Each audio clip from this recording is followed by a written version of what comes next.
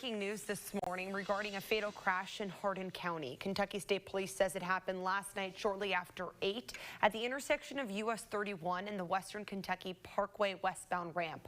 A preliminary investigation found that off-duty Hardin County Sheriff's Deputy Billy Edwards was driving a motorcycle when he was hit by a car driven by 20-year-old Cameron Harris.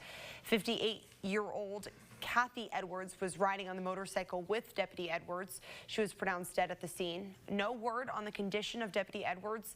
Harris and a passenger in his car were not injured. KSP is investigating.